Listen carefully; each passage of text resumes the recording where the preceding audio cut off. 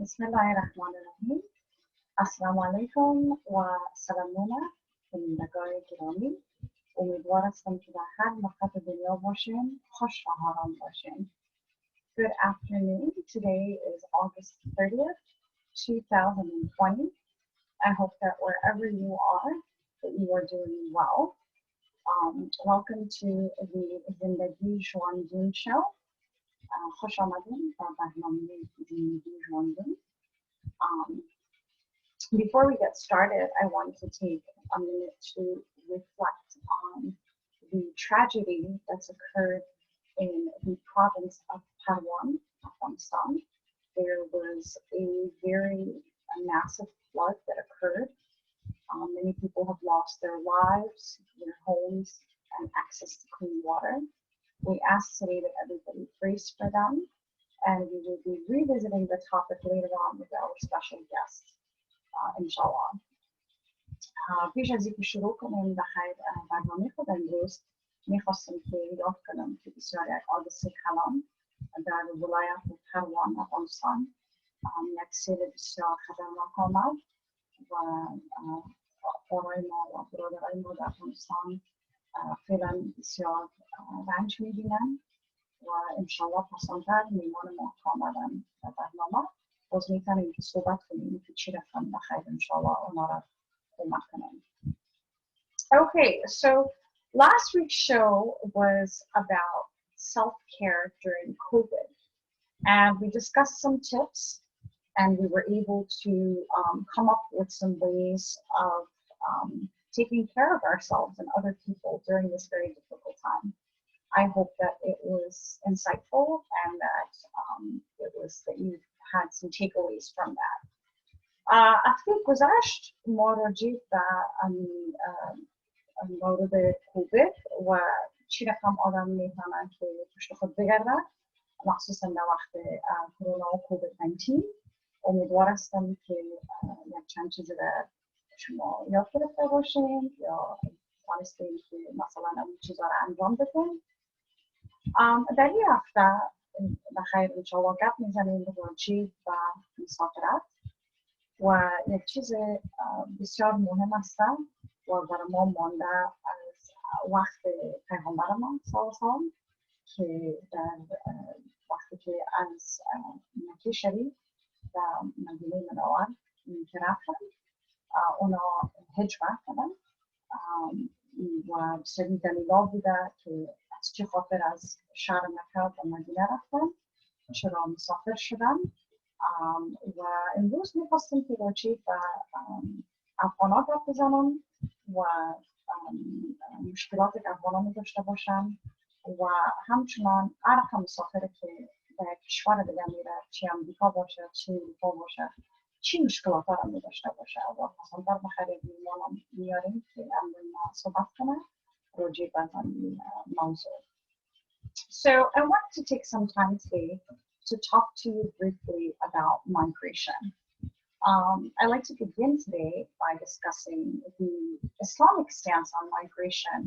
And as you may or may not know, migration is something that's been taking place since the time of our beloved Prophet Muhammad sallallahu alaihi wasallam, peace be upon him. It started in the year of Hijri when our beloved Prophet sallallahu alaihi wasallam made his hijrah or his migration from the city of Mecca to the city of Medina. So being a refugee, being an immigrant, traveling from place to place is not something that we have newly experienced. This is something that we have been experiencing for thousands of years. And today I want to discuss the Islamic stance, and then I also want to get into, we have a special guest, about the particular experience of Afghan refugees, something that is very close and dear to my heart, as I am an Afghan American, a product of Afghan refugees in this country. So let's talk a little bit about the reasons why people may feel the need to migrate. Okay. بازم مذرت میخوایم هر هفته مذرت میخوایم از کشوران که چون متولد عزیز هستم فارسی من ضعیف هستم اما میخوایم که این برنامه را هم در انگلیسی پیش ببرم هم در دری فارسی اندازی که میخوایم که اگر یک فامیل یک جایی برنامه را نگاه کنن کلگی در فامیل بکنن که بفهمن که هدف من چی هست. تشکر. امروز بخیر برنامه ما راجع به مسافریت می باشه و یک انسان که میخواید که از یک کشور به یک کشور دیگر بره او بدون هدف نمی باشه بدون دلیل نمی باشه و بسیاری وقت سه چیز هستن که مثلا یک آدم تصمیم میگیره که مسافر شود از یک کشور خود بره به دیگر کشور. یک دلیلش اقتصاد می باشن. اگر یک انسان اقتصادش خوب نباشه فکر میکنه که اگر یک کشور دیگر بره زندگی بهتر برای خود پیدا میکنه یک دلیل هست. بعض وقت از نگاه دینی اگر یک انسان نتونه که در کشور که زندگی میکنه دین خدا به آزادی عبادت کنه خدای خدا یا دین خدا پیش ببره اجازه دارن از نگاه اسلامی که مسافرت کنه بخیز از یک جای بره به دیگر جای زندگی کنه دیگه. So migration can take place for many reasons and that's what I just said in Dari.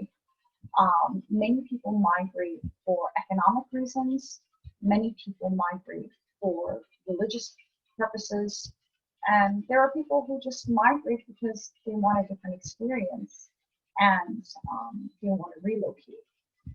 The plight of the Afghan people, for the most part, because pre-war we do have a population of pre-war Afghans who have traveled outside of the country for educational purposes or diplomatic purposes. Putting that to the side, and the majority of people from Afghanistan have left the country due to the war. و غیر از افغانایی که مثلا پیش از جنگ خارج رفتن و به مملکت‌ها برای درس رفتن یا دیپلمات بودن سفیر بودن میخواستن که مثلا وظیفه خود را دیگر مملکت پیش ببرن. غیر از او افغانستان مخصوصا زیادتر مردمش از خاطر جنگ برآمدن از افغانستان و چون شما افغان هستیم میخوایم که زیاد راجع به ازم بزنیم.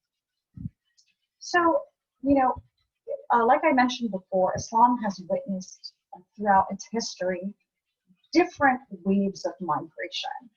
And the Holy Quran speaks about this in detail. It talks about the oppressed and weak people on earth and suggests that if you are being oppressed and you are having a difficult time in the land that you are in, that you are certainly allowed to migrate somewhere else.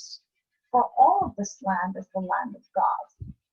خداوند تعالی در قرآن شریف قرآن عظیم شان گفته که اگر سر یک انسان یا سر یک مملکت ظلم باشد و زیر دست یک ظالم باشد اجازه داره که در هر شهر که رفت یا در هر مملکت که رفت کلش خاک و زمین خداوند تعالی است. اجازه است از طرف خدا اجازه است. In Surah Nisa, which is chapter 4 of the Holy Quran, verse 97, the verse says, "Was not the earth of God spacious enough for you to flee for refuge?" This verse suggests that those who have authority should take care of refugees. And since it speaks of God as the owner of land, this is a very important thing to make note of. در قرآن شریف در سوره نساء به چهارم سوره قرآن شریف است در آیت 97ش خداوند تعالی گفته که این دنیا را که ما براتون عصر کردیم این دنیا را آنقدر جای جور کردیم و آنقدر بزرگ جور کردیم که شما میتونید در هر نقطه‌اش باشید. و همچنان اگر یک مسافر میآید در مملکت باید است مثلا مسئولیت از امون مملکت است، مسئولیت مردمش است که اونمو مسافر باید است که کمک کنه. و در وقت پیغمبر ما صلی الله علیه و سلم وقتی که پیغمبر صلی الله علیه و سلم از مکه تا مدینه رفت در اسلام انصار میدونن قومی که کمک میکرد. In Islam, we talk about the Ansar, the helpers of the time when the Prophet made his migration from Mecca to Medina. The Ansar were there to greet him. And essentially, it's our responsibility to take care of our refugees, to give them shelter, to make sure that they are taken care of.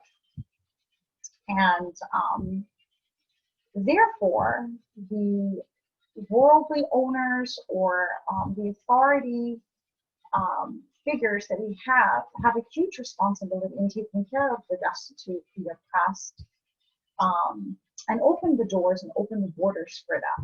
و همچنان باید از هر مملکتی که بفهمه که همسایش رنج میبینه زیر دست ظالم است باید سر به خدا واس کنه بر از اون مردم و کمک کنه مسافرهای خدا. The verse continues saying, as for the helpless men, women, and child, who have neither the strength nor the means to escape, God may pardon them. Surely God pardons and God forgives. همیشه خداوند تعالی در قرآن شریف گفته و در این آیات هم گفته که برای آن کسی که مسکین است، بیچاره است و نمیتونه که از امون کشوری که است برای درک کنه مملکت خدا، او را خداوند تعالی میبخشه. So those who migrate for the sake of God shall find many places for refuge in the land in great abundance. Again, this is discussed in Surah Nisa, chapter 4 of the Holy Quran, verses 99 to 100. Every time we're together on this program, I remind you to always question anybody who talks about religion and always ask for a reference. So if we were together in the same room, you can ask me, okay, Farishta, where is this coming from? What verse, what chapter? And I've just provided that for you. So if you'd like to take a look back when we're done, I welcome you to do so. بعضم در هر برنامه شما را متوجه می سازم که وقتی یک کس راجع به دین دست میزنه، مخصوصا که عالم نباشه، شیخ نباشه، ملا نباشه، همیشه شما اجازه دارید از پیششون بپرسید که کدام آیت قرآن شریف، کدام سوره. از اون خاطر من گفتم که در سوره نسا، چهارم سوره قرآن شریف، آیت 99 تا 100 همینش هستن. So every part, according to Islam, every part of the earth is God's land. And although today we may have put up borders, borders divide us. Borders stop the natural flow of migration from one land to another. In our teachings and in our faith, all land belongs to Allah. And all people are His servants. So if we truly want to follow what He says, and we truly want to follow His commandments, then we have to respect and take care of those of us who come through our borders. So I hope that you got a very brief background on the Islamic setting. Yes, it is allowed. Yes, it is permitted. We are allowed to go from place to place. We are encouraged, and it is our responsibility to go to a place where we cannot freely practice our religions. خدا کنه که همونطور بسیار کوتاه براتون گفتم که آیا اجازه است که آدم میتونه از کشور متولدش باشه. اگه امروز سوا خدای نخواسته اینجا اجازه نباشه که آدم اسلام رو پیش ببره، اجازه داری که بخیزی همراه فامیل خود، همراه دوستای خود و بری به کشور یا ببخشید یک ملک دیگه. این حقتان است و حق هر مسلمان است. Okay, great. So now that we have a little bit of a background on the Islamic stance on migration, let's now kind of take a look at what happens from a psychological perspective to a refugee who settles into a new nation. اینا من میخواستم آل امروز از طریق زوم گپ میزنم میتونم که براتون یک نشان بدم یک گراف هسته در اون گراف نشان میده که وقتی که یک مسافر از یک مملکت به یک مملکت دیگه میآید از نگاه سایکولوژی چی رقم سر از اون انسان تاثیر میکنه. So I'm going to go ahead and I'm talking to you today from Zoom. I'm going to go ahead and pull up on my screen a curve which shows from a psychological perspective what refugees settling into new nations really go through. Okay.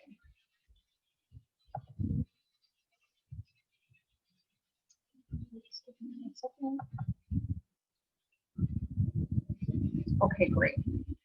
If you take a look at this curve right here, you're going to see that in the beginning, between, I would say, before the time that a person, so let's create a scenario so I don't confuse you.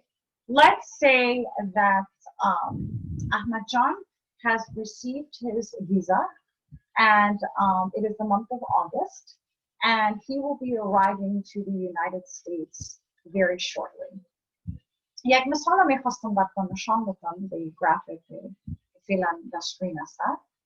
طور مثال که احمد جان ویزه خود گرفته در افغانستان است، کابل است و آل ماه آگست است و بخیر انشالله میایم. اگه گراف ببینید شما جایی که نشته است، جایی که اینجا زرد است نشته است before arrival، پیش از اینکه بیایم. در اون مدت برای اونمو پیش از وقتی که میآید تا یک 3 ماهی که جنو میآید بسیار خوشی احساس میکنن. خوش میباشه، خوشحال میباشه، پر امید میباشه. So if you take a look at the graph that I have on the screen, before somebody actually arrives, let's say the visa's in the hand, I created a scenario, Ahmed's in Kabul, he has the visa in his hand, it's the month of August. He's about to come to the United States. So what ends up happening is, before he arrives, he is at the top of the graph, at the peak of his happiness. He's really happy, he's excited, he's full of hope, and he cannot wait to come to the United States. He gets to the United States, and for the first 3 months, he continues to feel this way. But the same way, أولهم که نوی جمعیه، هنوزامی خوشی احساس میکنه. آستاستا شما ببینین امو لبخند اسمایل فیس ایموجی هست. آستاستا اول خوش است و لبخند است، اما آستاستا ای و جگرخونی تبدیل میشه. ماه 6 تا 9 که میرسه آستاستا چیزی که فکر میکردی و توقعی که داشتی آستاستا کم شده میره.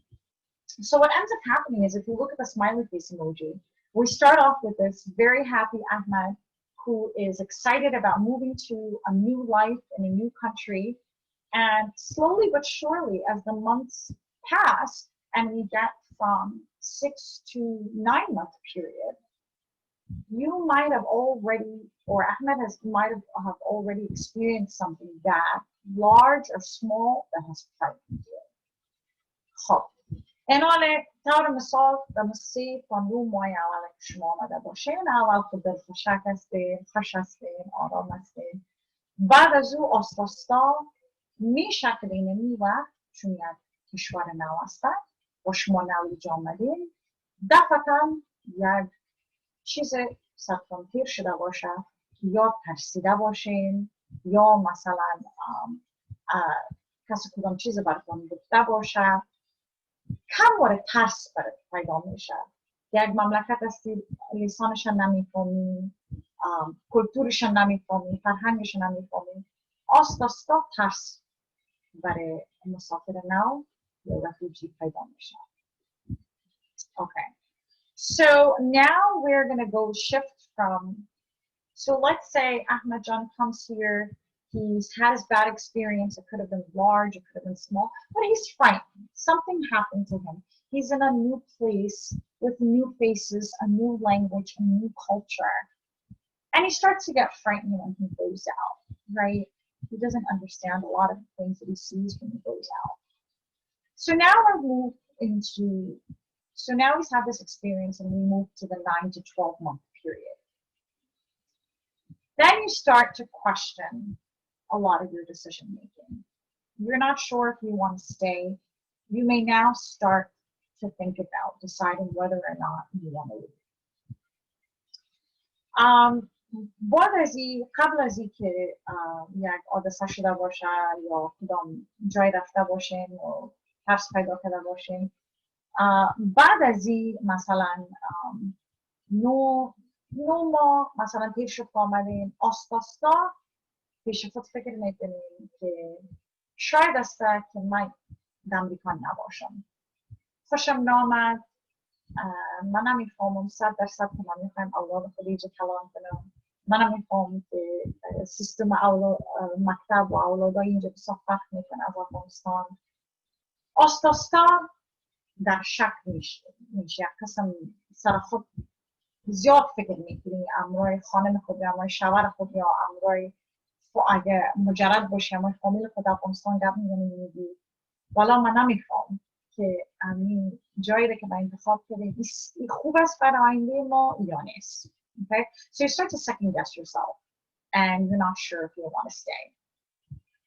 Then we move into after a year of being here, let's say a year and a half to 18 months. You start to fight against the bad feelings psychologically and you decide, you know what, this is tough, this is difficult.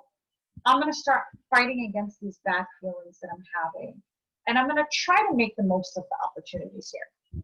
باز آستا یک نیم سال و یک سال تا یک نیم سال تیر میشه.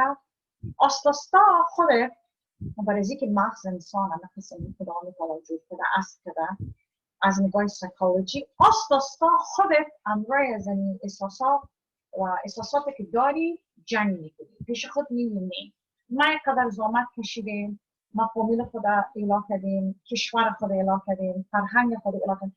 ما اساسا میخوام جنگ کنم که از این احساساتی که میای سرم و اینجا بسیار چانس دارم، اینجا بسیار میتونم که زندگی بهتر بسازم. ما باید از امروی خود جنگ کنم و ما باید بسیار کوشش کنم که در اینجا بسازم. Okay? So then what happens is, let's say you reach the 18 to 21 month and on a نیم سال تیر میشه.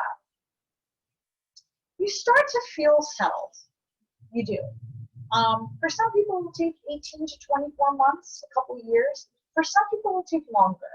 It really depends on age is a factor, your health is a factor, your experience is a huge factor, right? So 18 ماه یا 2 سال که نزدیک میشه، آستا باز آموخت میشه. هر انسان در هر نقاط دنیا که بری، خداوند تعالی ما را همه شکر الحمدلله است که در هر جایی که باشیم آستا آموخت میشیم. در هر جایی که بریم یا در هر جایی که باشیم آموخته میشه. باز راحت تر میشه. میگم خب حالا خیر است این زندگی نامسته و یکان نفر یا سن سالم یک گروه داره. اگه سنت بزرگتر باشه از 2 سال زیادتر 3 سال میگیره یا 4 سال میگیره.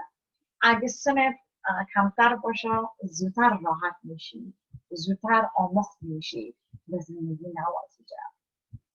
So again, there's a lot of determining factors on how this is going to take place. And I'm going to stop sharing my screen now. Thank you for looking at the graph with me. I just wanted to show you the curve, right? So what happens is you start very high and then slowly but surely there's a slump and then you just come right back up. And eventually this leads to what we call assimilation, right? خب اول بسیار آدم دلخوشک میباشه، خوشحال میباشه که بخیر به جای نو میرم مملکتم. باز آستا که جمعیه میبینیم زندگی چی رقم است، چقدر سخت است پایان آدم میآید.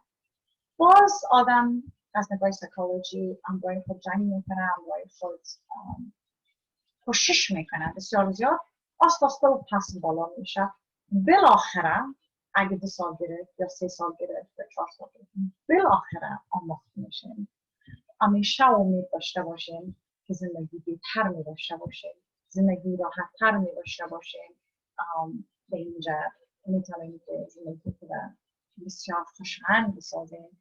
اما کل گپ سر نیت انسان است و کل گپ سر کوشش انسان است. So there's two really, really important things that play a role in this. One, it's your intention. You have to make the intention that you're going to try your best. And two is your effort. If you put in the effort, anything is possible. You would be incredibly amazed to see such amazing people that I know personally in my life that are refugees, that are changing the way that this country works, the dynamic, that are contributing so many beautiful things, whether it's from an educational point of view, whether it's from a religious point of view. Refugees are and immigrants are what make this country such a beautiful place. And I, as your friend, your mentor, would like to encourage you and don't feel helpless during this time. It'll pass, I promise. زیاد مثل یک همشیره یا مثل یک دوست یا مثل یک روانشناس زیاد شما رو تشویق میکنم. هیچ وقت نومید نشین. هیچ وقت. انشالله اگه این سال نشد چیزی که میخواستین آرزوی زندگیتون خیر از یک سال باد میشه یا 2 سال باد میشه. همیشه کوشش خود بکنین. دو چیزی که بسیار مهم است، یک نیت انسان است، نیت خوب داشته باشین، مثبت باشین. دوم از این حتما غیر از این نیت خوب داشته باشین و کوشش کنین. دوم بسیار مهم است. این چیزا انشالله بسیار کمک میکنه. بسیار خوشحال هستم که امروز بخیر یک میمان داریم. یکی بخیر از میمان خود بگیم.